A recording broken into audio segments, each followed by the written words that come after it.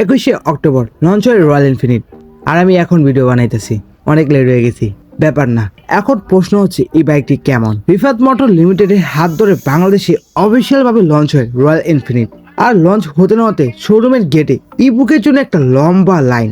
বর্তমান royal এনফিনিটের 4টে model launch হয়েছে: হান্ডার, classic, bullet আর metro. আর এগুলোর দাম ধরা হয়েছে 3.5 লাখ থেকে 4.5 লাখ টাকার মধ্যে। আর এই 4টি মডেল সেম ইঞ্জিন ব্যবহার করা হয়েছে, তবে এই 4টি ইঞ্জিন একেবারেই আলাদা। যদি আপনি এই 4টি বাইক পরপর চালান তাহলে বুঝতে পারবেন 4টা বাইক 4 রকম এক্সপিরিয়েন্স দিচ্ছে। আর এই 4টি বাইকের ইঞ্জিন, হ্যান্ডেল, ডাইমেনশন, এমনকি টায়ার প্রায় সব কিছুই সেম। আর এই 4টি বাইকের সর্বোচ্চ স্পিড 120 কিলোমিটার। কি স্পিড একটু কম মনে হচ্ছে? তারপরও এই বাইকের এত ডিমান্ড কেন?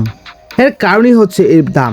যেখানে ভেবেছিল এই লাক্সারি বাইকের দাম 6 লাখ থেকে শুরু হবে, সেখানে 3.5 লাখ থেকে শুরু হচ্ছে এই লাক্সারি বাইকের দাম। এখন দেখা যাক এই বাইকের ক্রেজ কতটুকু পর্যন্ত যায়।